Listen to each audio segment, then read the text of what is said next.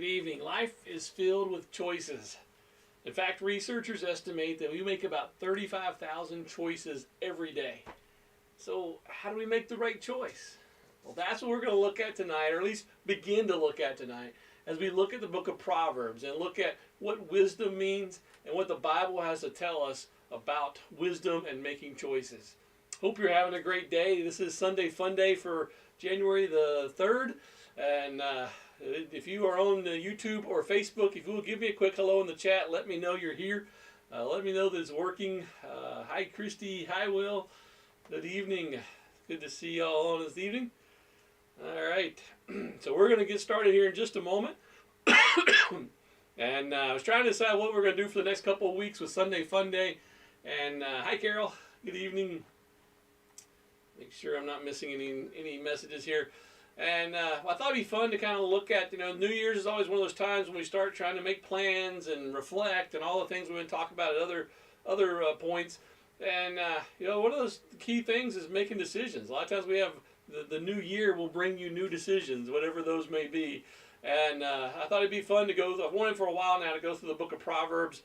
I really struggled with how to go about it and how to cover it. And I think it'll be fun to do as a Sunday Funday thing. We're not going to go through it chapter by chapter like I like to with a lot of books. That's because Proverbs, as you'll see when we get into it, covers a lot of topics in different places. So it almost kind of jumps around a little bit, at least from a topical perspective. And so we're going to take that approach. We're just going to look at some of the things that Proverbs covers. And so we'll be jumping around in the book of Proverbs. Hi, Miss Judy. Good to see you here this evening. Glad you were able to make it with us. So without wasting any more time, then we're going to jump right into the game part of this tonight. Maybe you've played this before. We're going to play a game of Would You Rather. And if you've never played Would You Rather, it's just one of those conversation games where you get people talking, get people thinking about things, giving you two choices. Would you rather do this or would you rather do that? And sometimes they're nonsensical. Sometimes you think, well, I don't want to do either one, but that's not an answer. You have to choose one or the other.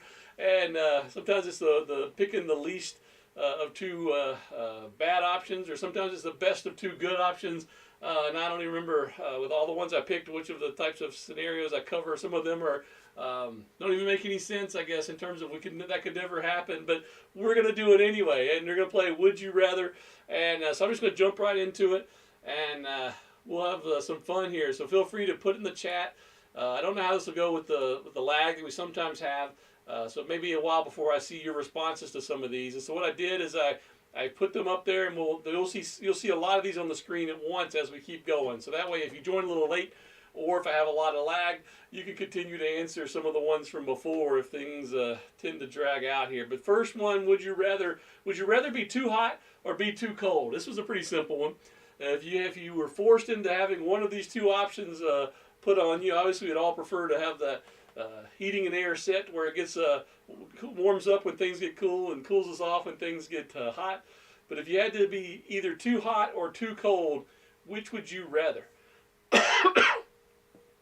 You can feel free to chime in with why if you want to, depending on how much you want to type into the chat there. I know it's not always easy typing on phones, but Katie's going with too cold. She'd rather be too cold than too hot. So, and Carol's agreeing there as well. See, I'm not so sure. I guess it depends on how hot is too hot, but I'd much rather I like summertime. I like to be in the heat there.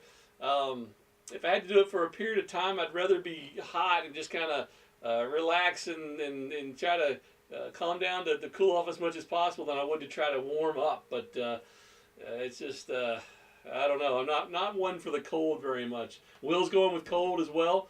Christy's like me. She'd rather be too hot. The older she gets, the more the cold hurts her bones. So I'm with you on that. Will says it's fun to bundle up. That's a good point about being cold. At least when it's cold, you can keep putting on more layers and bundle up there to try to warm up. I'm still just not much for the cold. I still remember one of the first few times that I went to Minneapolis for work, and I got up that morning in the hotel room and pulled the curtains back, and there was just snow everywhere.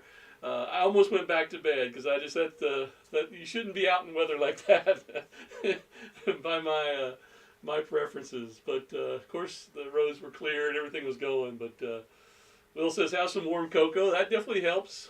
Miss Judy says she'd rather be too hot.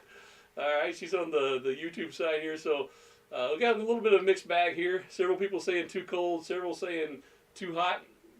So that's kind of interesting. Yeah, it is definitely easier to probably to warm up if you are cold than it is to cool off if you're hot. But I think I'd rather be stuck on the beach than stuck in the snow any day. Even if it rains, being hot and humid like we have here in the South. All right, next question. Would you rather be a deep sea diver or be an astronaut? Do you want to go really far down or do you want to go really far up? I guess is another way to look at that. If you had to choose between those two, which would you rather be? Deep sea diver or an astronaut? Both of those have their challenges and dangers associated with them, I guess.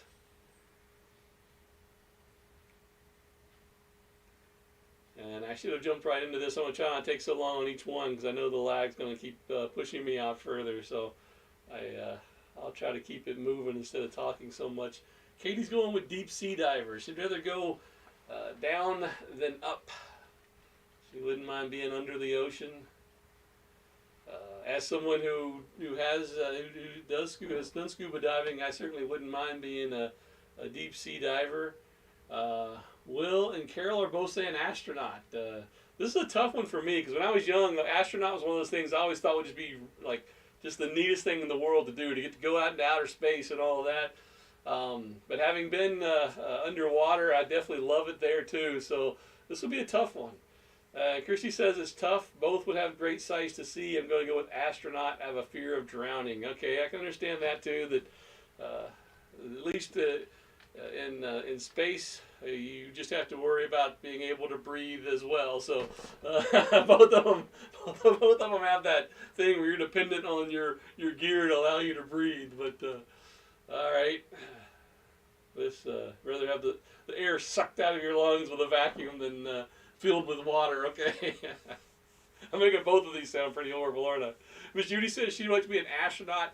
That way she can see the Earth from space there. That would be really neat to be able to look down on Earth like you see from some of those pictures from some of the different spacecraft. All right, I said I'd keep moving, so I will. Would you rather be able to fly or be invisible? If you had to choose between one of those two, would you rather be able to fly or rather be able to be invisible? Guess both could come in handy at times. If you're an introvert, you might want to be invisible. Of course, I guess being able to fly too, you can get away from people if you want to. It's easy to just fly in that case and get away. I guess if you like to travel a lot, being able to fly might be a preference because you could just go wherever you wanted to go. Let's see. If you you like going places unnoticed, I guess being invisible could be a handy ability there. If you like to get in and get out without being seen. All right. I'm going to keep moving on, but I think some quick answers are coming in. Katie's saying she'd rather fly. All right. I'm going to put the next one up even while we're talking about this one because I know the lag is there, and you can be answering this one while I'm reading all your responses from the last one. But would you rather have a dog that could hum or a cat who could whistle? So that'll be our next one. Miss Judy says she'd rather be invisible so she can listen to what people have to say. Okay, I can see that. I was going to accuse Christy of wanting that one as well because Christy definitely likes to be in the know. But yeah, if you're invisible, you can just listen in on conversations all you want, find out the truth of what people are saying, couldn't you? Without them knowing that you're listening. All right. Other people are taking a little bit longer to respond on that one. Will wants to be the astronaut. Weightlessness. I don't know if that's in regards to the astronaut or if that's in regards to flying, but Will says weightlessness for the win. So with the lag, I don't know which one that was associated with there, but definitely would fit the astronaut. Would be allow you to be weightless, but I guess if you're flying, that would tend to be the same thing as well. All right. I'll keep reading the answers as I see them and trying to associate which ones go with what. The question about the dog, Katie's already answering that one. She says she'd rather have a dog that could hum.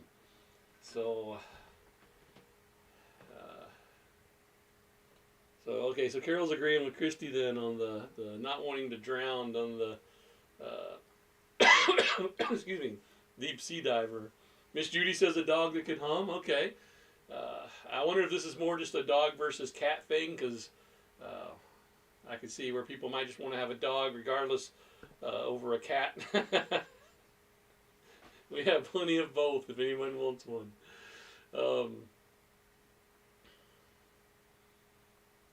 Notice I didn't put a frog that could sing, for those of you who love your Looney Tunes specials there. Singing frog would be preferable to both of these, I guess. All right, so we're going, most people saying a dog that could hum. I can just imagine a humming dog. Depends on what they're humming, I guess, too. Whether they know more than one song. See, the nice thing about a cat that could whistle is cats are generally probably a little too lazy to even bother whistling. So the fact that they could whistle doesn't mean that they would do it very often, because at least our cat doesn't show much oomph to do anything. So that might be a plus there. Whereas dogs, at least in my experience, they tend to like to do whatever it is they can do, whether it be bark or whatever. So I might be tempted to go with the cat here, just because I think it might put its ability away more frequently. All right, next question while waiting for more answers to come. Would you rather be able to change the past or see into the future? And I know I've got a long lag here. I can see my internet connection is showing red, and I get red, yellow, and green indications on how it's doing. And when it's red, I know we're lagging a good bit. So I apologize if I'm not seeing your answers in timely manner here. Okay, I see Carol went with the cat too. Yeah, wouldn't mind some explanation on that one too. But yeah, cat that could whistle. Would you rather be able to change the past or see into the future? All right, Katie's saying change the past, and so is Carol. Okay, so you'd rather be able to go back and change things as opposed to knowing what's going to come next. Interesting choice there. I guess if I had to see these, I'd probably be more wanting to see into the future, mainly just because I don't trust my ability to change things in the past. Watch enough time travel shows and read enough time travel books, I would probably mess everything up if I could change the past. So I'd rather just kind of see in the future, and at least seeing it. Of course, seeing it probably means I would try to change something in the future too. So that's our tendency, isn't it? Miss Judy saying change the past. So Christy, Carol, Miss Judy are all saying change the past. Katie says see the future. So she's on board with me there. All right. I'm going to go ahead and show another one, even while I'm reading some of these off. Would you rather live without music or live without TV? That's easy for me. I won't get my answer yet. I'll wait till I hear some of y'all's, but I already know that one's not even a tough choice for me.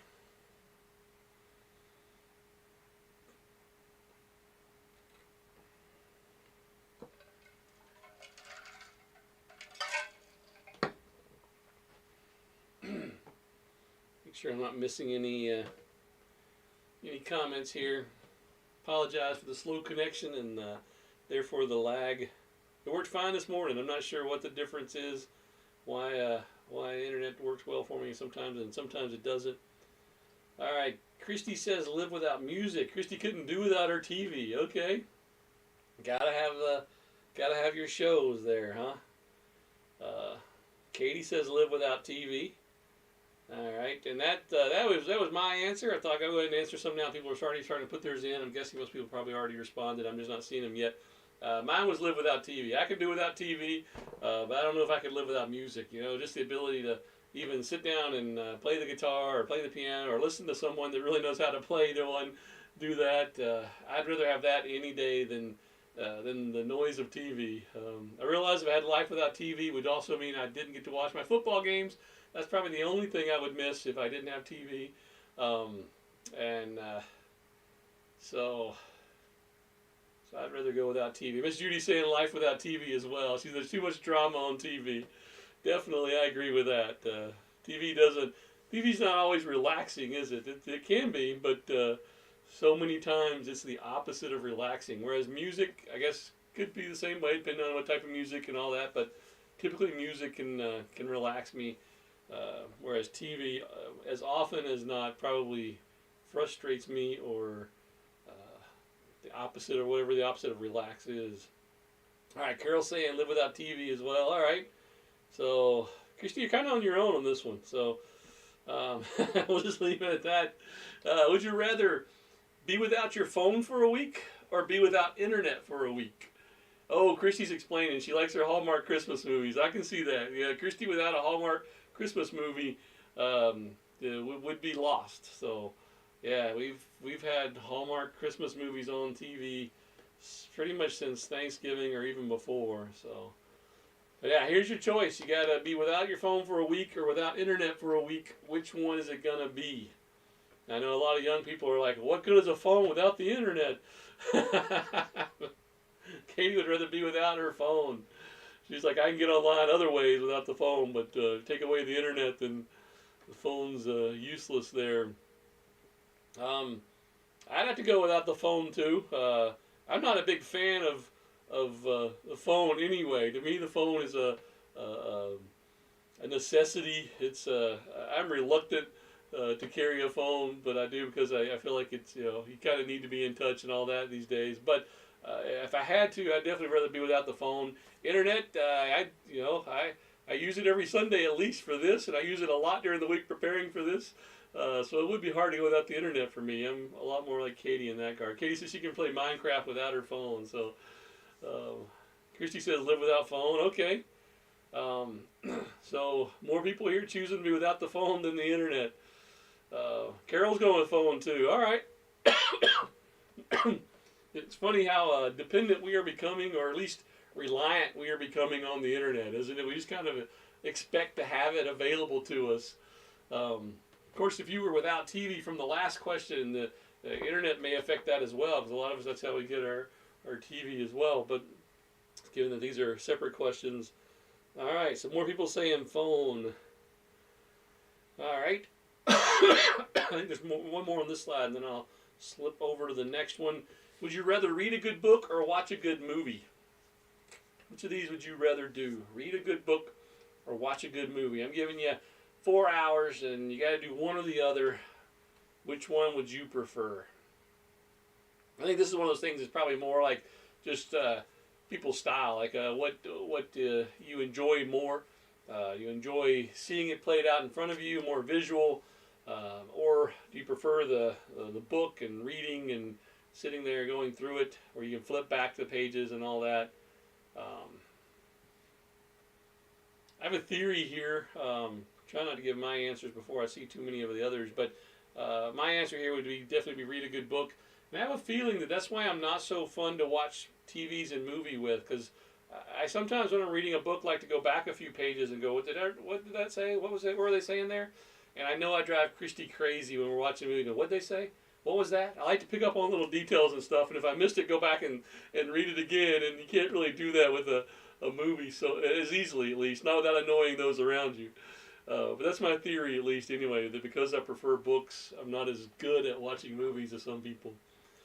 All right, not seeing any answers on this one yet, so the lag is really getting me. I hate to move to the next one because it's going to take all these off the screen, but all right, seeing a couple come in. Okay, Miss Judy, I just saw where she said she'd rather be without the internet than without her phone. Okay, I can understand that too. A lot of people, the phone is their connection to everyone they know, and not being able to call certain people during the week would be a challenge there. All right, here come the answers for the book versus movies. We got Katie says book, Carol says book, Christy says movie, and so that kind of surprises me. I thought Christy would have been more of the book too.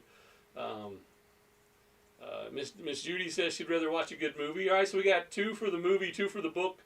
I guess 3 for the book if you count me in that. So pretty even split on that one.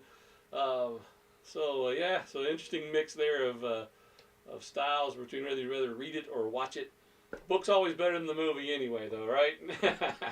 All right, so would you rather be born with a giraffe neck, really, really long neck, or a unicorn horn. So they have a horn right there on top of your head. Remember, you're stuck with one of these or the other. I don't want either one. It's not an option here. Although I guess most of us probably don't want either one. But if you had to have one or the other, and you could choose, which would it be? Born with a giraffe neck or born with a unicorn horn? And I'm probably going to move on a little bit here too, just to get the next question up, because I know it'll take a little while with the lag.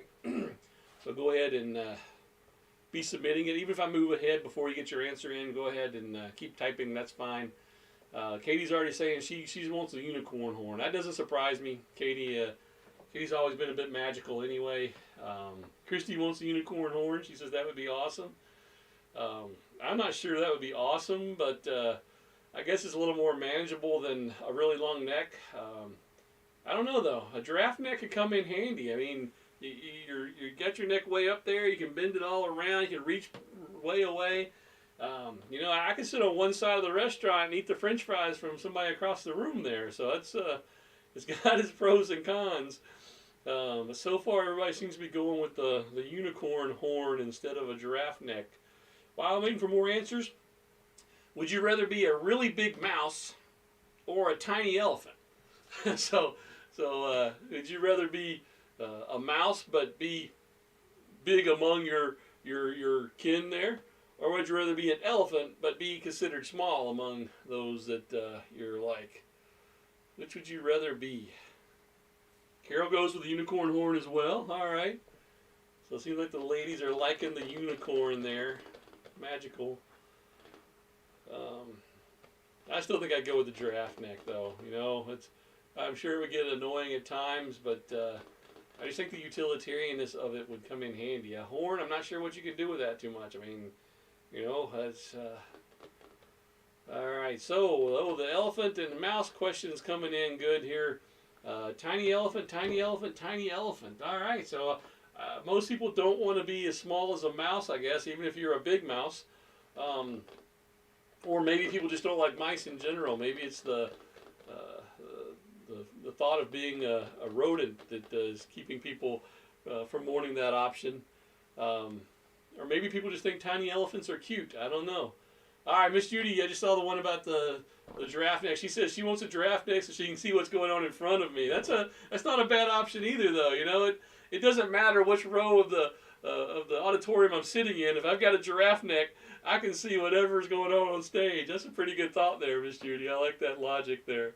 And then those necks are so flexible too. It's like you can see around things too. So I don't necessarily have to be the perfect spot. I can kind of stretch that neck over and look around. So yeah, I'm definitely going with the giraffe neck after hearing Miss Judy's comment there. That one definitely, I think, wins me over. All right, Carol says tiny elephant. Will, Christy, Katie, everybody's going with tiny elephant here. Ain't nobody's giving me reasons though. I'm curious to know. Is it just that elephants are cute and mice are not? I think mice are cute. Or is it just the fact of wanting to be the smaller version of whatever it is you are? Because being the mouse, you'd have to be the larger of all the people around you. All right, nobody's giving me an answer on that one. I'll go ahead and show the next one while I wait for some explanation. Miss Judy even says tiny elephant. So everybody chose tiny elephant.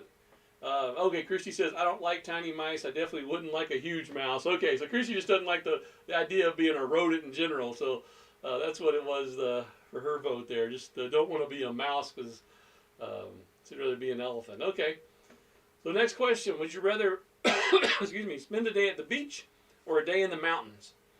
If you could choose, which of these would you rather choose?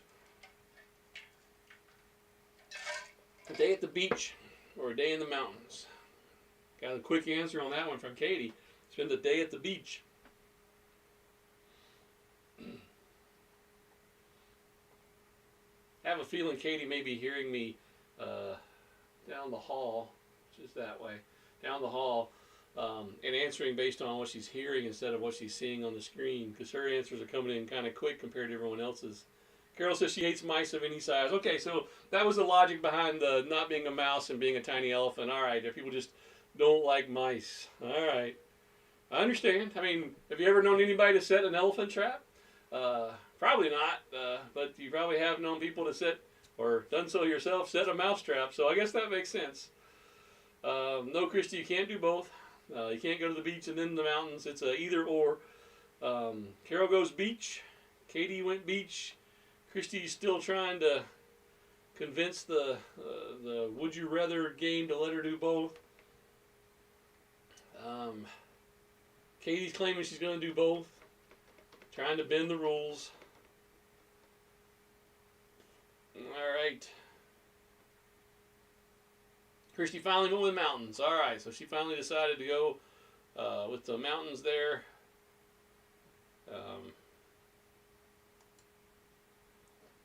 Just a second, trying to make sure I'm not missing any comments here. Miss Judy, she went with mountains too. With the mountains, spend the day in the mountains. All right, so Christy and Miss Judy are going to the mountains. Christy and Katie are going to the beach. No, Christy is mountains. Carol and Katie and Will are all going to the beach. Christy, Miss Judy's going to the mountains. Ooh, I'm torn on that one too. That is a tough choice, but I'm probably going mountains as well. I love the beach, but there's something about sand that can get difficult to deal with, so I'm just going to go mountains. Haven't been there in a while. Christy's on the same page. The older I get, the more I dislike sand. That's my logic as well. Love the beach, but I don't. My shoes and shorts don't get full of sand when I go to the mountains. So, all right. Would you rather have an adventure or relaxation? Would you rather have this great adventure carrying you all over the place and doing all this stuff? Or would you rather just have some nice relaxation? Which is your preference there? You know, Christy, you can't do both. You can't do one then the other. You're stuck with either one or the other. Do you want an adventure or do you want to relax?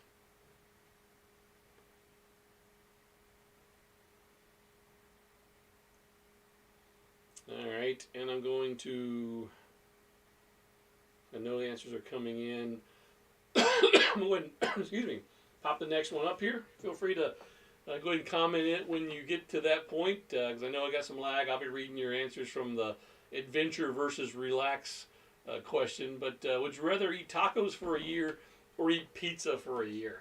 If you got to eat one or the other for an entire year, which one are you going to go with? Tacos or pizza? And I know some of you are being like, oh, I don't really want to eat either one of those for a year, but that's your choices. You're stuck with them. Which one is it going to be? I mean, I like both of those. Neither one of those sounds all that bad to have to eat for a year, but I know some people wouldn't want to have that forced upon them for that long of a time.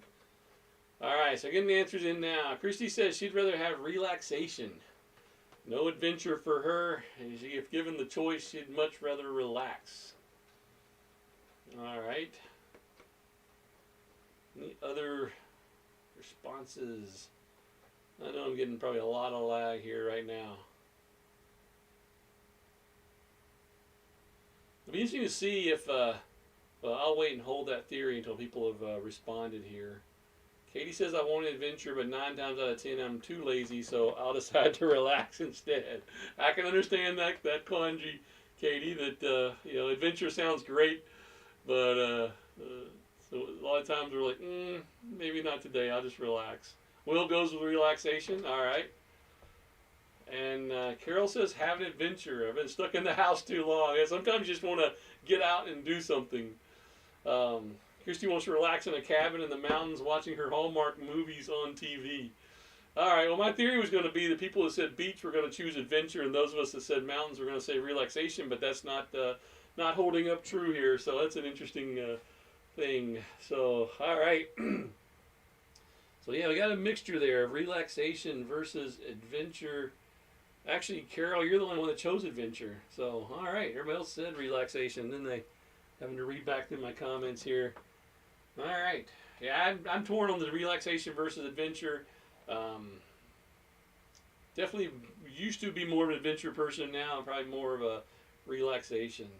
All right, tacos versus pizza. Carol says tacos. Will says tacos. Oh, Miss Judy said be lazy. So she'd choose relaxation as well, the adventure versus relaxation. I didn't see that answer come in.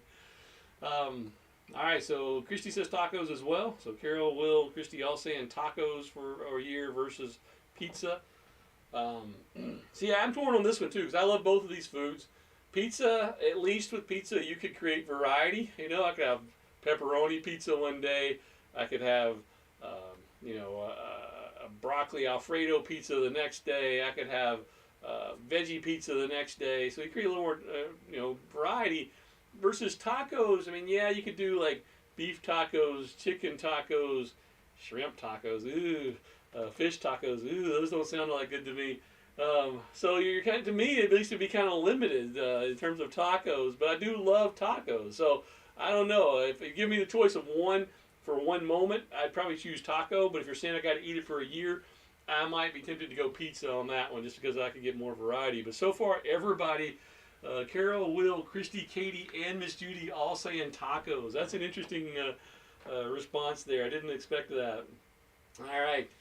So, kind of back to our too hot, too cold question, but a little different scenario here because I guess you have other options in this regard as well. But would you rather have no air conditioning or have no heat?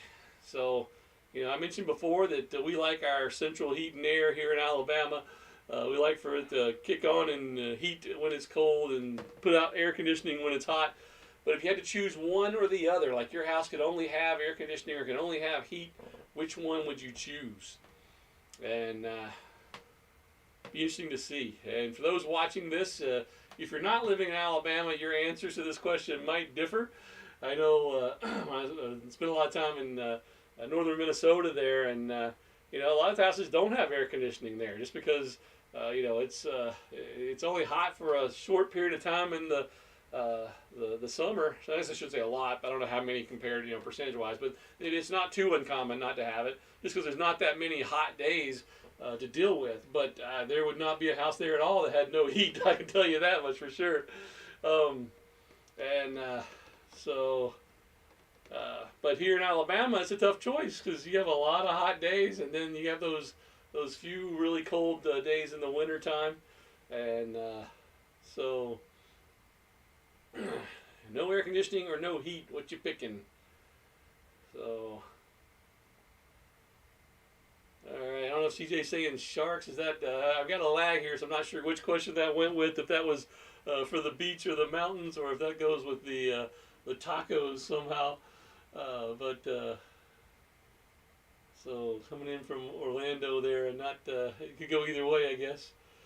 All right, Katie's saying no heat. She'd rather have no heat than no air conditioning. Interesting. Okay, trying to remember if you chose the too hot or too cold earlier as well. If that relates to that, let's see. Katie said, "Oh well, I can't find it. Too far back in my comments there." So no heat. You'd rather have no heat. Can't go a summer without the air conditioning, then I take it. I'd rather just bundle up and suffer through the cold days. And Katie did say too cold. You'd rather be too cold than too hot. Okay, so that makes sense then. Don't want to suffer through without air conditioning. I'm going to show the next one. Not getting too many answers yet, so I know I'll get some here in a moment, but I'll go ahead and pop the next question up so you can be answering it while I'm reading your responses. Would you rather live 100 years in the past, or would you rather live 100 years in the future? So you got to move from today. You can't live in 2021 anymore.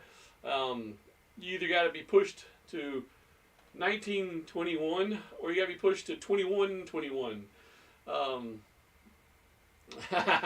Stina says she's in Florida, so we can guess what she would pick. Yeah, no, air conditioning is not an option, and you really probably don't have too many days to worry about with the needing heat there. You could probably get by for the few times you do get some cold there. So I can understand that.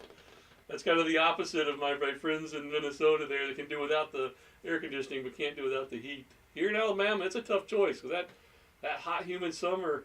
You guys get that same summer. If you can imagine that compared to having some cold days. Christy said no heat. Hopefully I have a fireplace. All right. And so Christy's willing to suffer the cold. And I don't know. Fireplace to me actually counts as heat source. So I don't know. But I'd rather deal with the cold than the heat. Miss Judy says no air conditioning. So she says she could use a fan to cool off when it's hot. She just doesn't want to get cold in the winter. So interesting. It does kind of go with what you chose on the hot versus cold there at the beginning. So all right. And then hopefully some answers are coming in here on the live 100 years in the past or 100 years in the future. I was trying to figure out the math to see what that would be. 1921 would be 100 years in the past, I think. And 2121 would be 100 years in the future. So if you have to live in one of those time periods, what would it be? And so 1921. Trying to think what life was like at that point. That's after. Oh, some of you have to help me out here. That's after the First World War, right? That's Roaring Twenties. Okay, so yeah, that's going to be that time period. I don't know a whole lot about that time period, to be honest. But would you rather live in that historic, those olden days time periods there, or would you rather live in what we anticipate 100 years from now? All right, Will's saying in the future. Christy's saying 100 years in the past. All right, so we're already split there a little bit. Will wants to go one direction. Christy wants to go the other. You know, it's a tough call. Katie's saying future. I can see the allure of wanting to go back when things might have been a little bit simpler. I'm not sure it was all that much simpler because people have always had problems and challenges. But when things weren't quite as global as they are now, everything was a little more local. I can see the allure of that. But I can also see I guess it depends on your outlook for the future. Because, 100 years from now, who knows? Depends on whether you think things are getting bad or if things are just staying the same. Stina says 100 years for sure. Future could be really scary. That's kind of what I was alluding to there. Is it depends on what you think's happening. Because sometimes you look at it, just year over year and think, wow, things are getting bad. You think 100 years from now, how bad could things get? So I can see that logic for wanting to go back in time. At least then you know what you're getting yourself into. 100 years from now, things could be pretty bad. It's hard to know. So, all right. I think that's the last one. So I was waiting a little bit longer to get some more answers before I move on to our text for tonight. This has taken longer than I thought. Here, again, I thought I was doing a game that was going to fly by really quick, and then the lag slows me down. But go ahead and feel free if you're typing.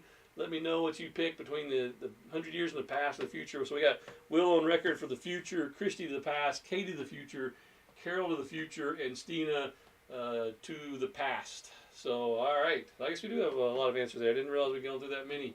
So, all right. I'm going to go with, that's a tough choice for me. I didn't think about these as I was typing them. Miss Judy says 100 years in the future. She wants to go forward, not backwards. That's a tough call. It also wasn't all that easy back 100 years ago. They didn't have a lot of the conveniences that we have now. They had some, but not quite as prevalent. So, I guess I'm going to go with future, I think. I'm not really sure. I'll mildly say future, but we're kind of split on this one, it looks like, between future and past. All right, well, I played Would You Rather because I want to talk just briefly about choices, about the fact that I mentioned at the very beginning, let me move me out of the way here, that researchers say that we make about 35,000 choices every day. And that's just crazy to think about that many times we have to make a decision in a day. In fact, researchers at Cornell University, they came up to this conclusion, this research that said that you make about 226 decisions a day about food alone. You understand a lot of questions in there about food and the related topics there. That's a lot of deciding. That's a lot of choices to make. You think about it, you sit down to eat a meal, and on top of what am I going to eat today, you have all these other questions and decisions that come up. How am I going to prepare it? Am I going to go to the restaurant and buy it? Am I going to make it myself? Do I have the right ingredients? Am I going to add this seasoning or that? It gets mind-blowing when you stop and overanalyze it, which I have a tendency to do. That's a lot of choices. And choices result in consequences, good or bad. You sit down and You say, what am I going to have for dinner? And you say, fish tacos don't sound all that bad. That's going to turn out to be a bad meal. I'm just kidding. Some of you probably love fish tacos. That's just not something I like. So, but if you sit there and you go, hey, I got a watermelon over here. That can't be a bad meal. That turns out to be a great choice. And some of you might be going the exact opposite, like, Chuck, you're crazy. But you see where I'm going with this. There are choices, then, they bring either rewards or not rewards. We make good choices at times, we make poor choices at others. You can look at me and tell that I often make poor choices when it comes to what am I going to eat today. I can certainly make a lot healthier choices in that regard. But a lot of times when we make choices that they come down to affecting our safety even. If you think about it, you get in a car, you have a choice to wear a seatbelt or not when you ride that car. I mean, obviously a lot of places the legality of it plays in as well, but you still have that choice of whether you're going to comply or not. Miss Judy says 100 years in the future, we may not be here in 100. That's a good point to think about. It's true. 100 years from now may not be a point in time. Back to the thing, you have a choice to wear a seatbelt. When you ride a bike, you have a choice to wear a helmet to protect your head or not. Where you work or if you're in school, we have fire drills to ensure that we know what to do if there's ever a fire, and we can hopefully get out safely and calmly, and we go through all that to be able to make good choices when those things happen. And, you go to a restaurant and the workers wear gloves and they wash their hands and to try to keep from spreading food diseases, or at least we hope that they're doing all these things. We tell ourselves that, or else we wouldn't eat there. But we expect them to do certain things to protect us and to make good choices about how they're handling the food. And when you think about it, we make all kinds of decisions that affect our health just like that all the time. Over time we've learned that wearing a bike reduces our chance of injury by 50%. So that impacts our decision, am I going to wear this or not? And people still choose both ways. It's not, there's still people that ride a bike without a helmet. They're just making that choice. But others are saying, no, research has shown this gives me a better chance of survival. If I'm in an accident, I'm going to do it. We know that people not wearing seatbelts are 30% more likely to be ejected from a vehicle during a crash. And that can help us decide, I think I'm going to wear that seatbelt. Yeah, it's the law, but I think I'm going to go ahead and do it because this is a safer option. We know that food, washing our hands and wearing gloves and preparing food, things like that, have a better chance of keeping us from passing along germs and foodborne illnesses. And so we do those types of things because it makes a difference. And, the thing is we always come down to choices, though. We still have the ability to either do it or not do it. Some of them we're supposed to do. I mentioned the seatbelts being a law. But you still have a choice to make, and that choice is always up to you. And I guess what I was trying to get at is the choices we have, knowledge isn't always the same thing as having wisdom. When I get in that car and I decide whether I'm going to wear the seatbelt, I can have the knowledge, the data that tells me that I'm safer if I wear that seatbelt, or if I'm riding a bike, I'm safer if I'm wearing that helmet, or if I'm preparing food for someone else, that they're safer if I do it certain ways and take certain precautions. But I still have to then take that that knowledge and actually put it into practice. I actually have to do something with it. It has to change the way I behave. And as we go into the study on Proverbs, that's what I want us to look at, is that wisdom, and what the Proverbs is talking about with wisdom, is something that affects our actions. We're going to look at 3 verses tonight. Proverbs 2:10-12 says, when wisdom entereth into thine heart, and knowledge is pleasant in thy soul, discretion shall preserve thee, understanding shall keep thee, to deliver thee from the way of the evil man, from the man that speaketh froward things. And he's talking there about wisdom and knowledge and discretion. That discretion being in some translations is translated as making good choices, or making choices and choosing wisely. And that's the thing, is sometimes it's one thing to know information, but if we don't let that information change what we're doing, then it's not really all that useful for us. And you can have a lot of knowledge. It says knowledge is pleasant to the soul. It kind of goes hand in hand. We need the knowledge. We need to learn some things, but we also have to be able to have the knowledge, the wisdom to be able to take that knowledge and put it into practice. How is this going to help me in life? How is this going to make this particular situation better or worse, depending on whether I do or don't do this? And that's kind of what the Book of Proverbs is geared towards showing us. There's things that we can know. It's not about here's a list of choices you should make for your life, because that would be very specific and probably would apply for some people and not for others. The Proverbs is about giving us a guidebook to say here's how we make choices. Here's how we learn to take the knowledge that we gain from everything around us, from all the different sources we have available to us, and apply it in wisdom to making good choices, to discretion, to knowing when to use it. You know, it's one thing to know something, but you can also use it at the wrong time. Have you ever heard somebody that was really smart, but they chose the wrong time sometimes to say the knowledge that they knew? That can be just as bad, can it? Doesn't help sometimes to throw some knowledge, no matter how true it may be, into the mix if it's the wrong timing or the wrong way of doing it or the wrong way of going about it. How we do it sometimes is more important, or at least just as important as what we know. And you know, those things apply to a lot of stuff. It applies to how we interact with people around us. It applies to, we're on YouTube and Facebook here, so it applies to social media. You know, somebody says something that really just gets you worked up and excited. What are you going to do? You might say, well, I have this knowledge. I'm going to share this knowledge with them. But discernment may say, you know what, this isn't the right place. This isn't the right time. This isn't the right venue for this. And maybe you pick up the phone and you call them and say, hey, I want to talk to you about that. Or maybe you invite them out to have coffee or something and say, hey, let's talk about that sometime. You know, there's a difference sometimes between knowledge and even the zeal to share that knowledge and the wisdom to know what's the right timing and what's the right place. Same thing goes with a lot of decisions we face. You know, whether it's decisions about relationships or work, or you know, just other things that we have to choose on. You know, there's not always this thing of, okay, well, is this the right answer, or is this the right answer? It's about just gathering a lot of knowledge and a lot of information, and then letting the Spirit guide us to say, okay, well, what's the best way to take all this information I have and make the choice that seems to fit this situation. And that's what we're going to be looking at with the Book of Proverbs. So I wanted to kind of whet your appetite here tonight, just get you excited. Next few weeks we're going to be bouncing around through the Book of Proverbs, looking at some of the topics that it looks at, and hopefully gaining some wisdom, hopefully gaining some insight into how do we take the knowledge we have, how do we take the learning we get, the information available to us, and actually put it into our lifestyle in a way that makes the best use of that. So think about that this week as you're going through. Think about the difference in things you know and things that you can let shape the decisions you make, and how that wisdom, that knowledge, and the discretion there to make the right choices based on that knowledge all kind of play hand in hand.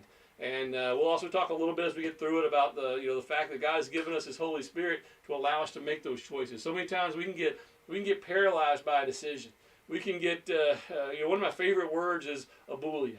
And the word abulia means where you're just kind of paralyzed by a decision. You can't make a choice one way or the other, because it just kind of, you're frozen there. And so many times life can get us that way. And the Bible says we have a guide. We have the Holy Spirit, and we have God's Word to guide us and lead us. And that's what we're going to be looking at the next couple of weeks.